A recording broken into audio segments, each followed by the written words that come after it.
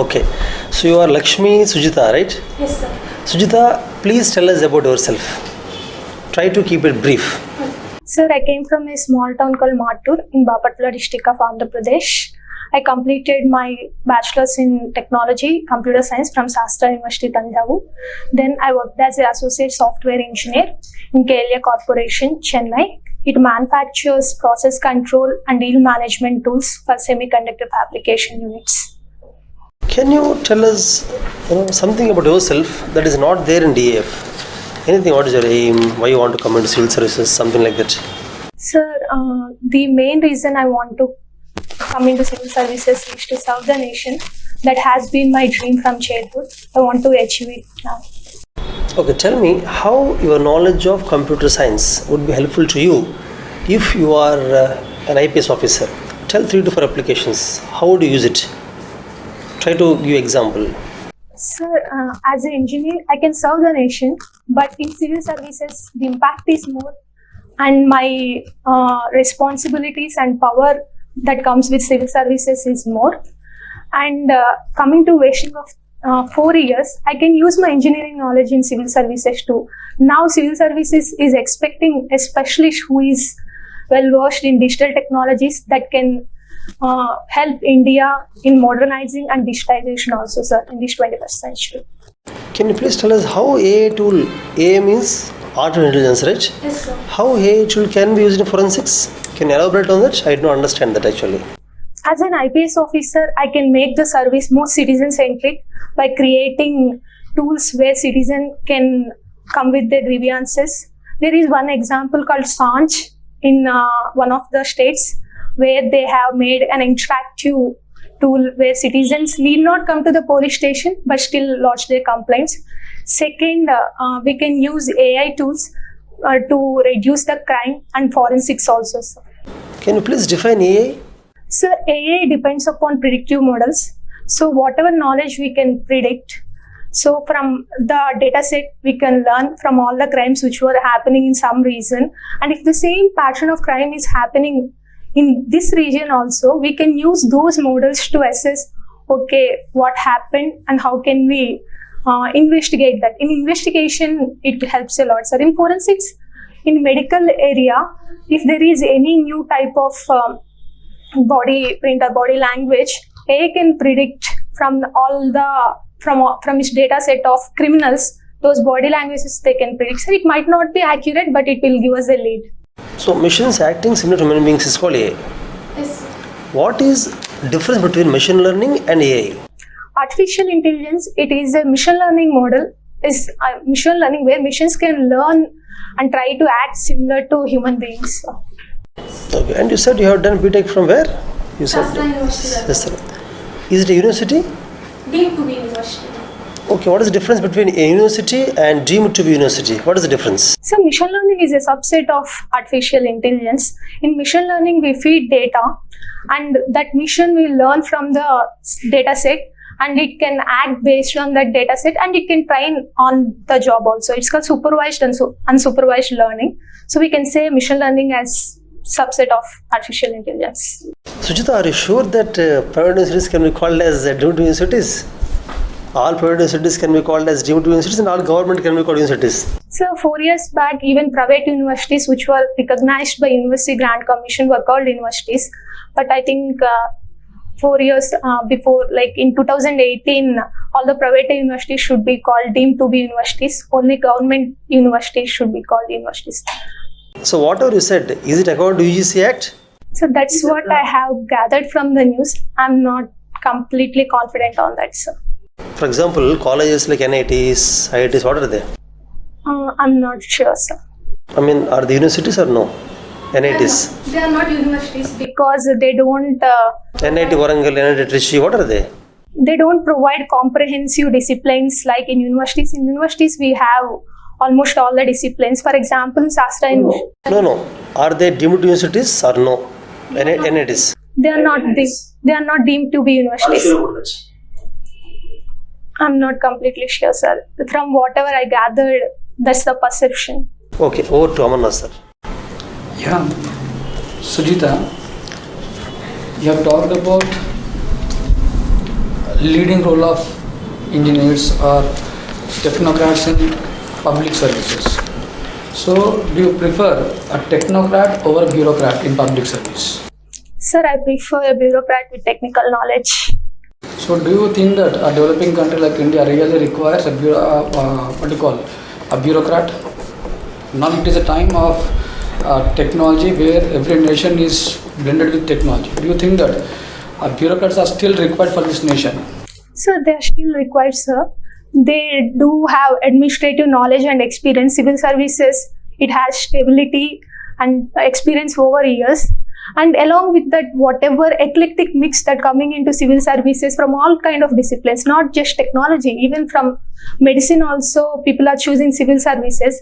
That provides us the eclectic mix where India can use them. So for last 74 years, we are dependent on bureaucrats. But what is the kind of development that we have? If we take the developmental parameters, right? So on different parameters, we are lagging behind.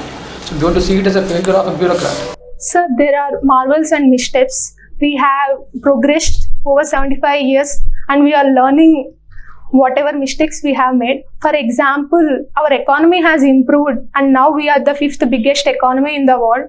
And in fact, maternal mortality rate have improved over the years. Secondly, and we are digitizing in a very fast pace. None of the countries with this population is able to do digitization at the pace India is doing. For example, the COVID application, which provided vaccine to almost 200 crore doses to people, that is a celebratory step for India in 75 years. So that means you prefer a bureaucrat over a technocrat? Sir, I prefer a bureaucrat with technical knowledge and administrative knowledge. So if he has a academic knowledge of technology and with training he can gain the administrative knowledge also, sir. So that means, do you want to say that every bureaucrat to be trained in technology? It's not a prerequisite, it's an additional. Just now you said that a bureaucrat requires technical knowledge, and now you are saying that it is not required. It's not compulsory, sir, but it would be a good add-on to be there for a bureaucrat. So recently there was news about ChatGPT and BARD. I think just now you talked about artificial intelligence. Can you briefly explain what is ChatGPT and BARD and how they are different? Sir, I am not completely aware of the differences between them. One is manufactured by OpenAI, a firm. Now ChatGPT is conceptualized by OpenAI, a startup firm. Now it is being acquired by Microsoft. Second, BARD. That is really acquired by Microsoft. Talks are going on, sir. And I think I came to know that. So to my knowledge, so Microsoft has blocked this. The merger. ChatGPT. What is ChatGPT exactly? Sir, ChatGPT is a generative pre-trained transformer with natural language processing. It can generate the text and it can help students, even journalists, to create essays and predictive models. It uses natural language processing. What is BARD? BARD is similar tool being developed by Google. I'm not completely aware of all the features of BARD, sir. So, do you think that in the coming days, artificial intelligence will really replace human intelligence? Can we say artificial intelligence is a replacement of human intelligence? Sir, I will put it in this way. Artificial intelligence can never human intelligence, but a worker with artificial intelligence knowledge can replace a worker without one. So how do you use this artificial intelligence in our daily life? So at a household level. So how can you make the household workers or household people to use this technology? Sir, in day-to-day life, so we can use it for traffic congestion prediction. So whenever we are going to work, we can see what areas will be congested at what time. So we can plan accordingly. That reduces our travel time. Now in coming days, how can these domestic help or the maids or the kind of day-to-day life household works. So how can you make that people to use this technology? So now AI is used only to a certain level. So how can you bring down this to the lowest levels? So there is one more concept called Internet of Things, where in a household we can use smart technology. Now maids should come at particular time in the morning or something. Now with Internet of Things they can see whether dishes are filled, whether they should come at this time, whether there is any dust in the front porch. So they need not come at particular time. They can be flexible and see if there is any need. They can see and come, but it invades the privacy of the families here. I'm not completely sure. We have to see how it progresses over years. So do you think that is there any future for AI at the domestic level? So there is future, sir. Applications will come up depending on the progress we make. One of the application, as I said, Internet of Things, they can see dishwasher remotely from their home and see if they have to intervene, or a washing machine going off, sitting in an office or their home, they can see. You said you are going to provide services to this nation, right? Yes. So according to you, what are the services that you have in your mind? Sir, I want to improve the healthcare sector. So now we don't have insurance for the middle class people. We can work on that. Secondly, the demographic dividend which India is being provided in next 10 to 15 years. If we are smart and provide jobs for all these young people in innovative sectors like green jobs or the waste management, if we can provide that, India can be one of maybe second or third largest economy in the world. Third, I want to improve the services by bringing in social accountability. There are some features already being used, but not up to the level like citizen charters. I want to bring in social accountability more into the governance. So your father is an entrepreneur, right? Yes. So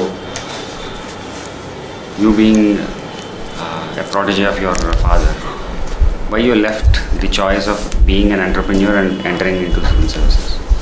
Sir, if I follow the footsteps of my father, I can employ 300 people, 1,000 people, but I want to serve the nation and see the bigger impacts, not just an entrepreneur. So one of your hobbies is listening music. So what kind of music do you listen? Sir, I switch between genres. So predominantly I listen pop music, rock, soft rock, and a bit of Carnatic. Why do you listen to rock? Sir, everyone say it is very chaotic. For me, it provides the concentration and the quiet tranquility, sir. And I focus mainly on the lyrics in the music. There is always an emotion in the song which we can connect to. So what is Martur famous for? Economics wise? It is famous for the granite industries. What kind of granite? It manufactures both granite and marble. Varieties are black granite, black steel, steel grey. What is the difference between granite and marble?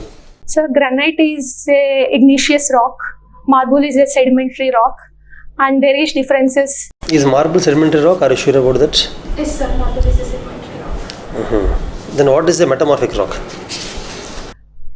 The rock which undergoes metamorphism, changes due to either thermal or chemical reasons, under pressure and temperature changes. So if marble undergoes metamorphic changes, what kind of rock will come out of it? Sir, can you take a guess? It is a complete cycle. Maybe an igneous rock like granite can also come from marble. I'm not sure, sir. Okay, no problem. So you said the granite is formed through? How is granite formed? It's igneous rock, so it might be formed from internal magma of the earth. Okay, see, Martur specifically you said is famous for granite. So can you think why specifically granite is found in Martur? Sir, Martur is located in Deccan Plateau Peninsular region. So during the earth formation, there was metamorphical changes happened in this region. That might be the reason. So you stayed most in Prakasam district throughout your life? Schooling, college? Yes, sir. Up to my 12th standard, I stayed in Prakasam district. Then I moved to Tanjore. Please elaborate on the coastal infrastructure along the Prakasam district. Sir, in Prakasam district, there are ports like Ongole, and in Chirala, there is a port called Vodarevu. It is being developed as an exim port now. And there is one more coastal beach called Surya Lanka. It is famous for tourism, sir. So Prakasam district is covering all the... But what is infrastructure in the beach that is present? In Surya Lanka, there are resorts and tourism. In Vodarevu, it is being developed for exim. So there are anchors to provide anchorage to ships. It is not fully developed. I think there is a scheme. There is a beach in Ongole, sir. I can't mention. You said port. Okay. Port is there only in Chirala, in entire Prakasam coast. As far as I remember, in Chirala. Can you name a famous port along Nellore? Ramayapatnam. Okay. Tell me why government of Andhra Pradesh is not focusing on Chirala port as much as Vizag port. Sir, first reason will be the legacy. Vizag port is being developed since colonial times. So we are just adding on to that. And it is near to Kolkata, Paradeep, and even to all the exports and imports. We are kind of customized to Vizag port. Any natural reasons other than that? It's a natural harbour, sir, Vizag. I'm not sure of what geography of Chirala port. What is the meaning of a natural harbour? I couldn't remember the reasons for this, sir. Any international conference happened in Andhra Pradesh recently, in the last 2 years? Recently, a G20 conference was held in Visakhapatnam, sir. Okay, so who is chair of the G20? I couldn't recall, sir. Which country is the chair for the G20 meeting? India is the current president, sir. Why it is held in Visakhapatnam? There is a specific reason why they choose Vizag. Sir, it is being conceptualized as executive capital of Andhra Pradesh. So G20 conferences are being held in all states. So Andhra Pradesh government chose Visakhapatnam being the executive capital to bring... First of all, why Andhra is chosen? Sir, in every state there is 1 or 2 conferences are happening to build up federalism and tourism also. So secondly, we have vast coastline. G20 conference is also about trade and business. So Visakhapatnam is a good location for that. Recently, a sports complex has been built in Orissa. Are you sure? Do you know or aware of that? Yes, sir. It is for Hockey World Cup. What is the uniqueness of that? It has been in news in the last few days, right? I couldn't recall. So, you said learning about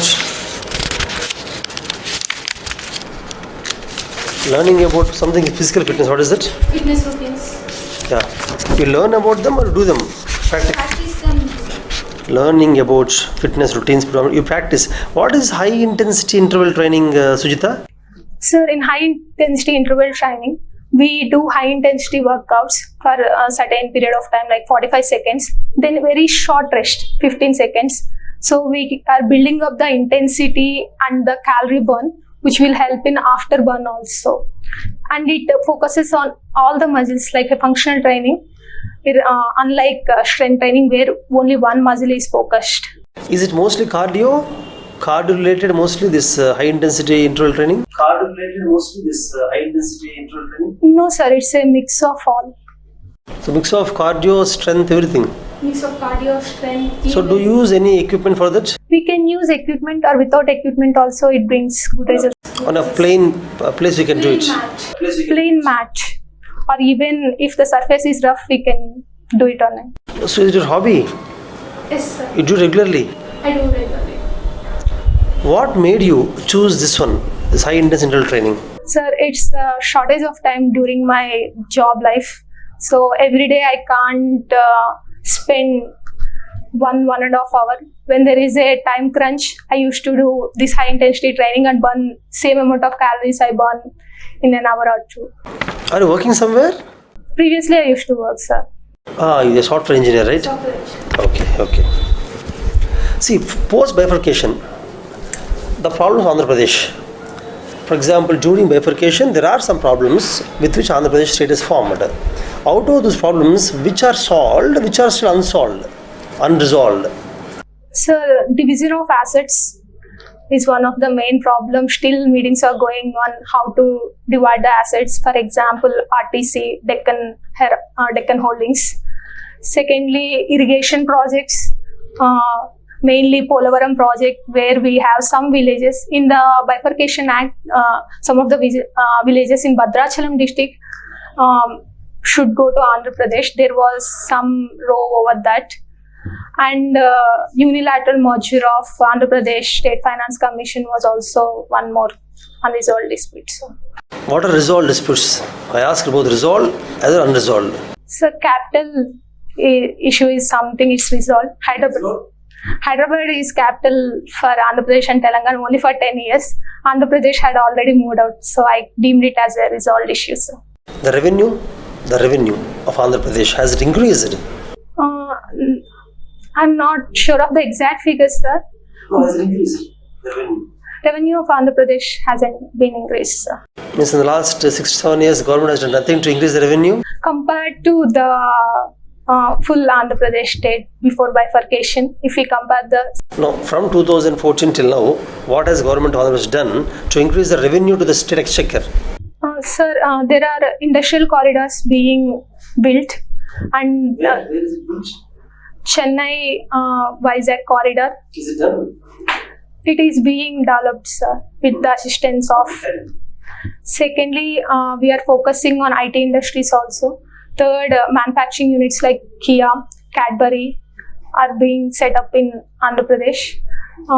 Fourthly, we can focus more on food processing industry. That is one area we are lagging. I think government is focusing on that.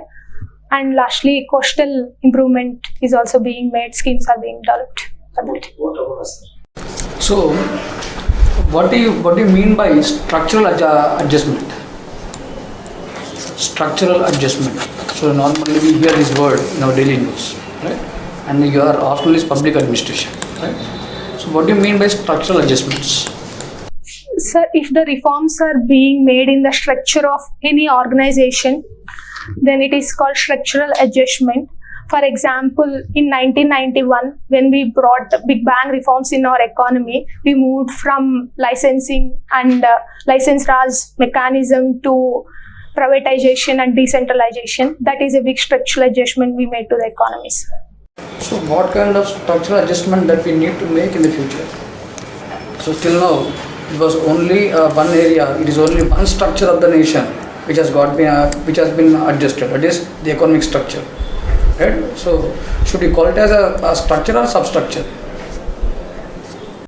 We can call it as a substructure, sir. Even in political domain, we have made structural adjustment through 73rd and 74th amendments, where we had brought governance to the local level. We decentralized the governance also.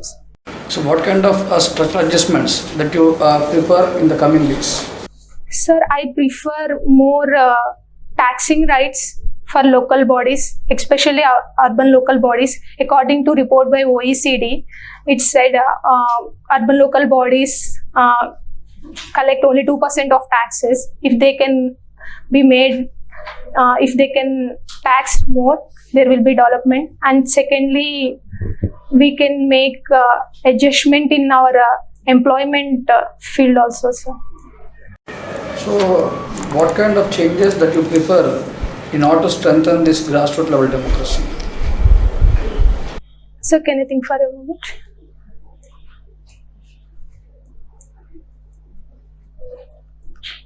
Sir, I think there are already provisions for social accountability. We can strengthen on that with citizen charters and more participative governance. Secondly, there should be ombudsman where everyone can go and tell their grievances. There is a provision for that, but it's not uniform across all the states. So what kind of initiatives that were taken till today in promoting social accountability? Can you mention some of the initiatives in promoting social accountability? Sir, West Bengal and Kerala have brought in participative budgeting in local bodies. And in Manrega scheme, there are social audits. Mahatma Gandhi National Rural Employment Guarantee Schemes. And even in PM Awas Yojana, social audits are being made in midday meal scheme, where teachers and some of the local people can audit the meals. Then what is the difference between social audit and social accountability? So social audit is one of the mechanisms of social accountability. There can be a number of other mechanisms like participation, criticism, public campaigning. Right. So just now there was a topic raised on women entrepreneurship. So when compared to other developed countries, India is far behind in promoting entrepreneurship among the women. So what could be the reasons for this? So first thing, patriarchal mentality where women can't lead the force, that is there ingrained. Still, do you think that even today we have the same kind of mentality?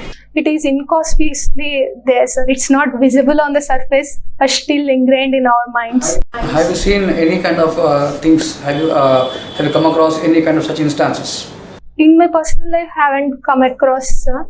But for example, in local bodies, in panchayat level, even the president is a woman. There is a phenomenon called proxy presidents, where men are leading the panchayats. So you have talked about pop music and rock music. Can you bring out a difference between pop and rock? Sir, in pop music, there are no rules. Whatever the mix they can bring in. In rock music, they focus mainly on the beats and rhythm more than the melody. In pop music, it can focus on melody. Even a ballad is called a pop music if it is popular across the nations. Okay. Not pop. Not. So can you name some prominent personalities from this Carnatic music?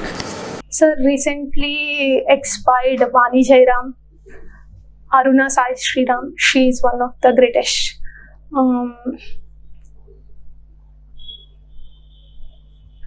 I couldn't. Tyagaraj, Muthuswami Dikshitar. So what is the difference between Hindustani and Carnatic music? In Hindustani music, we have more freedom in changing the melodies. But here in Carnatic music, there are very well-defined rules. And in Carnatic music, focus is on lyrics. In Hindustani music, it is focuses on. What kind of instrument is more used in Carnatic music? Veena is more used in Carnatic. What in Hindustani music? I couldn't remember. Another hobby of yours is reading English poetry. So what sort of poetry do you read? Sir, I read mostly confessional poetry and modern poetries. What fascinated you to take up this hobby? The same thing as music, sir. We connect emotionally to the. You haven't connected to your mother tongue's poetry.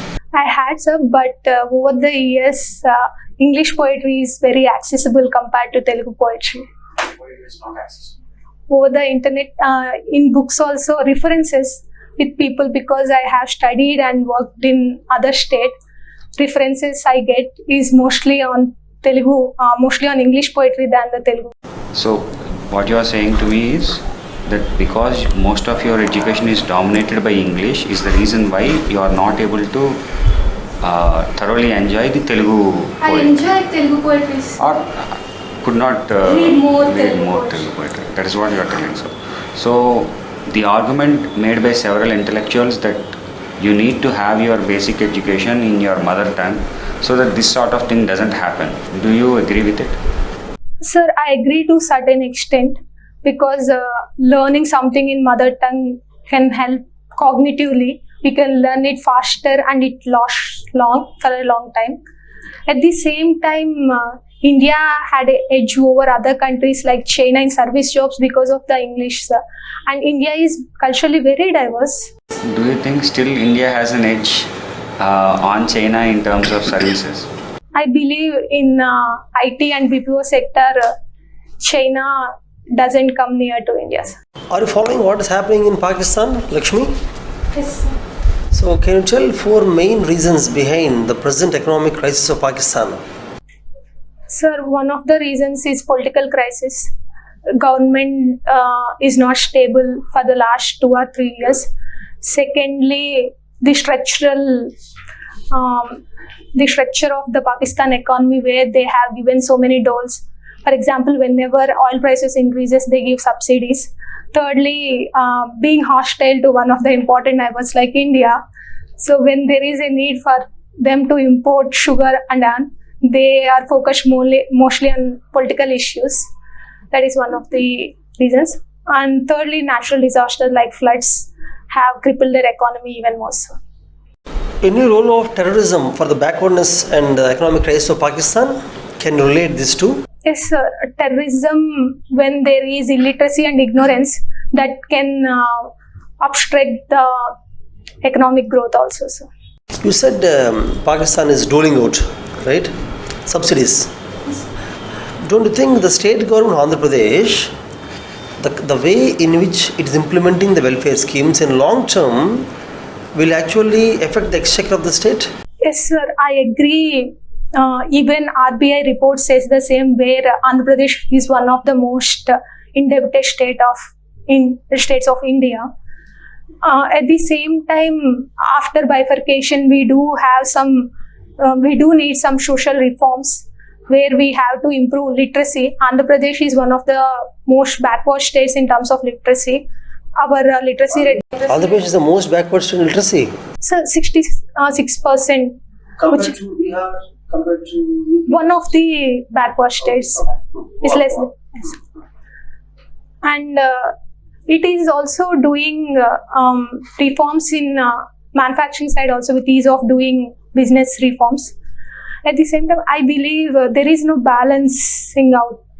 We have to be very fiscally prudent for the coming 5 to 6 years to come out of this crisis. So, shall we continue the same welfare schemes that present government is continuing, or you want to suggest any changes in the implementation of these welfare schemes of Andhra Pradesh government? Sir, I agree with the government with whatever schemes they have brought out. It has developed our sustainable development goals. But at the same time, we have to cut down the beneficiary size. There is no prudent measures to cut down the beneficiary size. For example, for Ammavadi, they are giving 13,000 rupees to everyone in government schools and private schools. Beneficiary size is too large, and even bills are not being paid at the correct time, sir. We can cut down the beneficiary size. Okay, you said something about oil, right, in Pakistan. What is it? Whenever oil prices increases, they give out subsidies. But right now, do you think they're giving subsidy in the last 1 month? No, sir. Right now, what they have done? I think after IMF's structural changes. Not IMF. The IMF come recently, the last 2-3 months. The economic crisis, don't you think it started because of rising the oil prices? It's one of the reasons. Pakistan has suddenly increased the oil prices. No, global prices increases, but they didn't do the subsidies what they have been giving, and there are power cuts nationwide also. Okay. See, coming to this oil, recently European Union, the West, the G7 countries have put a price cap on the oil imported from Russia. What is Russia's reaction of that? What has Russia done to counter that? Sir, Russia firmly stated that any unilateral economic measures or economic sanctions should not deter the international trade. So it diversified its client base. For example, it traded with India. It is conceptualizing the trade in rupee ruble, and it is trying to diversify its client base also, sir, in Asian countries. Does it help India? This reaction of Russia, does it help India? Yes, sir. We are getting discounted oil from Russia, and we are exporting the same petroleum products to European countries after manufacturing from Russian oil. So has the oil prices for India's import oil prices, have they reduced because of this action? Is India able to buy oil at a lower price? Sir, domestically it hadn't reduced, but the crude oil price have reduced, but we do have VAT and excise duties. So for the final consumer, it hadn't reduced significantly, sir. Your mother is from Guntur? Yes, sir. And father is from Prakasam district? Okay. What are the major crops in Prakasam district? Rice, tobacco. Which kind of rice? It's rice and paddy. Paddy. So BPT 72 variety. Grows most in Prakasam district? It is one of the main crops in Prakasam. Which pulses grow in Prakasam mostly? Bengal gram, See, you have done computer science. When you're taking public it is optional. So tell me what attracted you towards public administration as an optional. So public administration as a discipline has more relevance to civil services. It teaches about the governance, its structures, functions, and the dynamic concepts also. So that's why I have chosen public administration. At the same time, my computer science knowledge can also help in improving the governance through digital tools, not only policy efficiency but also the service efficiency side. So there is one thing called as claims of obedience and claims of expertise will never go together. How do you see it? So claims of expertise made us think in an objective manner. What will be the efficient thing to do? Claims of obedience speaks about the loyalty. Even our command is not objective and neutral. We might have to follow that. So they may not go in hand in hand in some circumstances. So do you feel that a technocrat, right, who is expert, will always be loyal to the society? So when the technocrat need to be loyal, he will be loyal. He will be flexible to the society. When he has to take hard measures, sledgehammered measures, for example, the reforms in economy, it was not initially accepted, but it was applauded later. Okay, then. So I'll ask one final question from me. So recently, the government of India, right, is providing financial aid to the other neighboring countries. So will you support this kind of approach of India towards its neighboring countries? So, yes, sir, I agree with the foreign policy of India. We do have two hostile neighbors, China and Pakistan. So we need to have soft power in Afghanistan, Nepal, Bhutan, Sri Lanka. So we have to make friends and allies in our region, sir. So we are making friends by purchasing them. We are not purchasing, sir. We are developing high impact projects, and we are also solving refugee crisis by developing the other nations. Don't you think that providing a financial aid is a form of what you call showing its hegemony? So how it is made, how it is being done. For example, China is providing the financial aid by trapping the nations into debt. India is not doing the same, sir. We are very transparent and assertive in our foreign policy, whereas China is opaque and very aggressive in its foreign policy. So don't you think that we are influencing the countries, the neighboring countries, by providing aid to be on behalf of India? So don't you think that it is one form of hegemony? So in international politics, we have to be realistic. We need to have our allies in international organizations. For that, it's okay to provide financial aid. So there is nothing wrong. There is nothing wrong. When a nation is starving, or when a nation is making its people to starve, what is the point in providing aid to other countries? Sir, India is not being starved. Whenever there is a domestic need, for example, with vaccines, when India needs vaccines, India already stopped export of vaccines to other countries. So when there is a domestic need, we are solving that and then only providing the financial aid.